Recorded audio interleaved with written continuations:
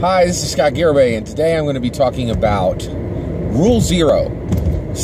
And how Rule Zero is really not what you think it is. Okay, so what is Rule Zero? I'm going to say that real quick. So Rule Zero right now, as it's generally defined within tabletop role-playing games, is what the GM says goes. Very simple, very straightforward, okay? The reason why I'm talking about it today is a player that I've been blessed to have in previous campaigns is now playing in other campaigns, right?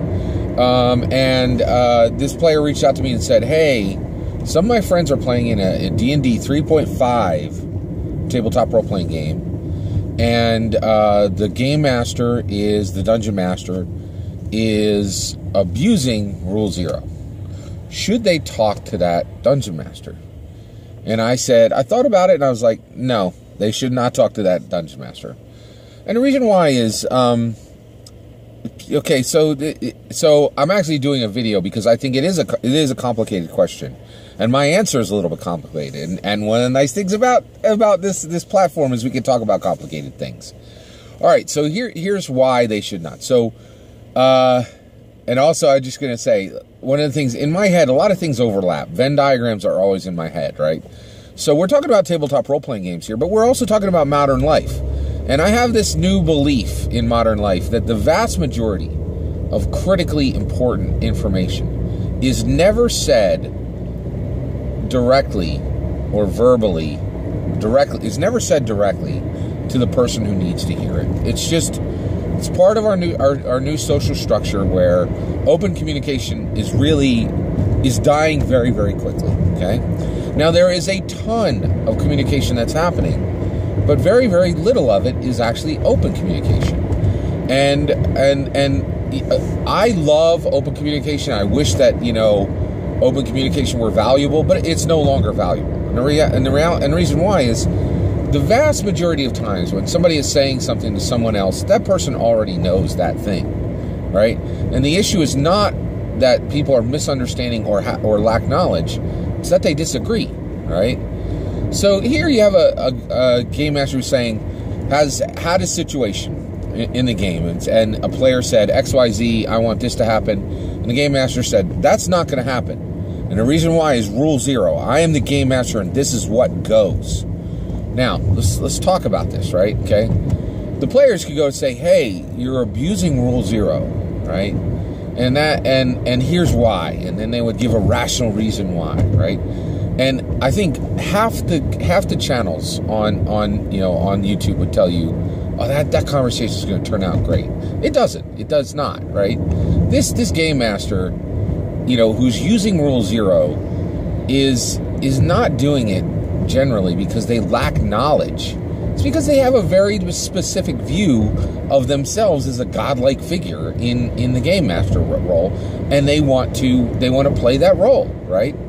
Now, what are the options of the players? Okay, so the reality is, I'm telling you, I don't think it's worth having that conversation. And the reality is, the reason why is, the kind of person who would invoke Rule Zero is generally not going to be a reasonable person. Okay, they're literally going to be somebody who wants to sit in the seat of a god. Okay, so let's talk about Rule Zero. Rule Zero is 100% correct. Okay, but it's practically useless. All right, and here's why. Okay, so you are the game master. You do have the ability to say that and say, I am the game master. This is what goes in this game. However, here's the sad thing, and everybody needs to learn this right quick. All right. If you need to use Rule Zero, you're done as a game master. You have no business in the seat of a game master, being a game master. So Rule Zero is 100% correct. You are the game master. What you say goes. If you ever need to use Rule Zero, you are a terrible, terrible game master. Okay? Here's why. Okay? The reason why is you are a game master. In every single game, that means you control the weather. You control the non-player characters. You control the monsters, okay? So with power over the weather, NPCs and monsters of the entire world, if you cannot defeat at any given time a group of 4 to 5 players, you stink as a game master. You should give up your seat, right? Now, it's okay to stink as a game master. It doesn't mean, what it means is that you need to go learn, right? Now, I think the best way to learn this information is readily available in a whole bunch of games, okay? You can read the Game Master information in Cypher, Monty Cook. You can read the Game Master information in Blades in the Dark, John Harper. You can read the Game Master information in Index Card RPG. That is the very best Game Master information I've ever seen because it's concise, it's simple, it's straightforward, and it's amazing. It's really, really good, okay? Now, here's one of the problems, right? Anybody who would need that information probably is never going to pick up those games. They're going to keep reading Dungeons and Dragons, right? That's a problem. It's a very serious problem, okay? And actually, there isn't a really super direct solution to that, okay? So what do those players do that are trapped in a Dungeons & Dragons 3.5 tabletop role-playing game? And by the way, pay very close attention to the fact that they're saying Dungeons & Dragons 3.5. They're saying, I'm ignoring, I'm going back 2 generations of games to run in this specific time.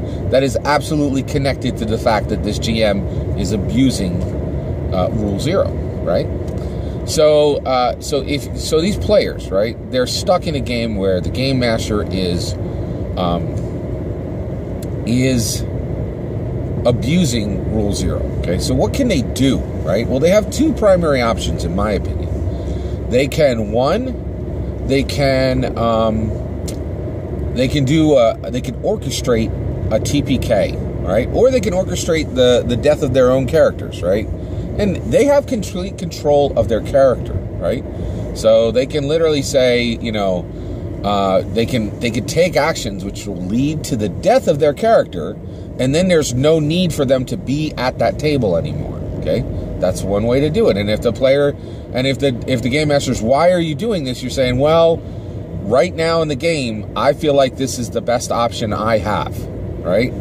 And then they're talking about the actions of their character. The game master can take that as a clue, right? If the whole team orchestrates their own TPK, the death of their entire party, that is going to be a message sent to that game master, right? And again, and that's another thing, is now in today's society, to understand and learn the most important things, you must read between the lines.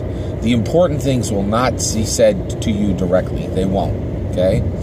It's just the structure of our current society.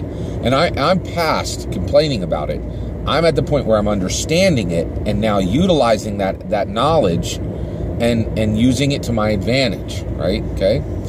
As much as possible, okay? Because you're not going to change the structure of the world. Not in your single, simple lifetime.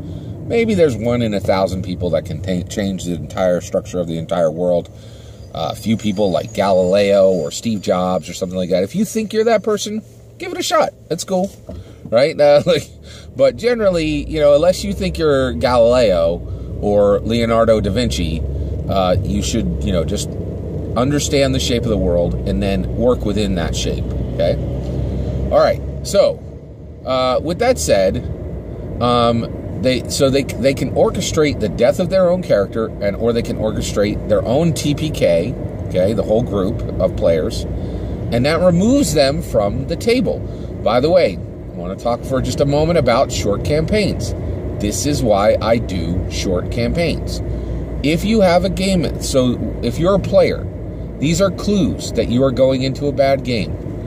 If the game you are about to play is older than 5 years old, that's a clue that you're going into a bad game and that you're going to be dealing with a bad game master.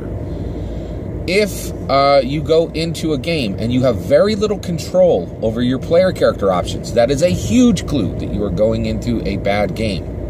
Okay, so those are 2 big ones, right? And then the other one is, so you want to be very careful as you proceed. Just look for clues that you're going into a bad game.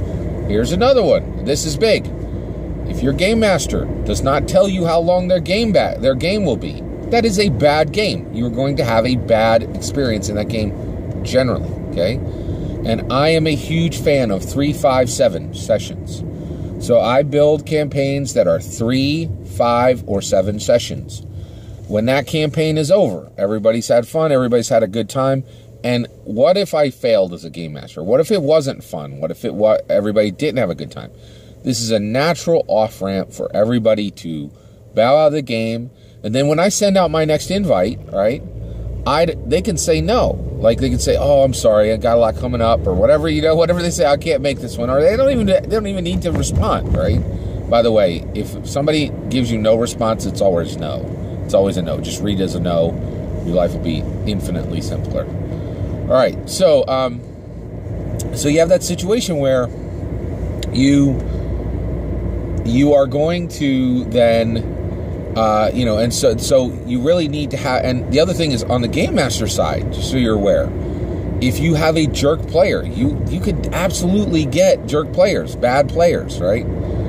That short campaign, you just don't invite them to the next session. That's how it works, right? It's natural on-ramps and off-ramps, right? And it works for dealing with poor players. It works even for dealing with good players. Good players are going to be engaged people who have other projects and other things. So it gives them a chance to jump out, do something else for a little while, then come back in on a later campaign, right? So shorter campaigns are really, really important. Okay, the other thing that each of the players can do is they can just say, "Hey, Bob, I'm not going to be able to make the next session." Okay, now you should never lie to somebody. Okay, all right. So the way you're going to orchestrate that you're not going to be available for the next campaign is you're literally going to go to your buddy and say, "Hey, you want to get together for coffee on Wednesday?" And that is your gaming night, right? Now you literally have other plans, right? You're saying, "Hey, I'm sorry, I have other plans. I'm not going to be able to make it to the game." And don't say forever, just say for this one session, okay?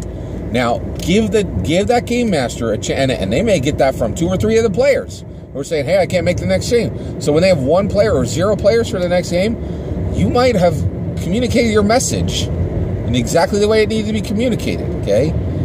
If the game master comes back and says, "Hey, I know I was a jerk in that last time. I had to use rule 0, and I realized that, and I want you back at the game table," go back, right? So don't say, "I'm quitting the game forever." Just say, "Hey, I have something that's going on in the next session, so I'm not going to be able to make it," right? And purposely miss the next session. Make plans so that you will miss the next session, okay? And, everybody's life is complicated. There's always stuff to do, don't lie to somebody, but make plans, right? And if that person say, why are you not coming to the game? Say, well, recently the game has changed and I'm not having as much fun as I used to. And there's other priorities in my life at the moment, right? But the reality is, saying something directly to somebody nowadays, more and more, it's just not a good idea, right? And you're not going to get the result that you want, especially for this stuff. Also, one last thing I just want to say is I think there's going to be a lot of players who are stuck in a lot of bad games going forward. And that's actually a good thing. And the reason why is we have a ton of new players and a ton of new game masters. So just realize that there's going to be a lot of bad game masters bouncing around out there, because you got to be a bad game master before you're a good game master. I definitely did some terrible stuff when I was an inexperienced game master. Just, made really bad choices, did not run great games. So just be aware that that's going to happen. It's going to happen, right? And these people will learn, and you need to be part of that experience, right? So, I think that's everything. That's my take on Rule 0. Also, just be aware.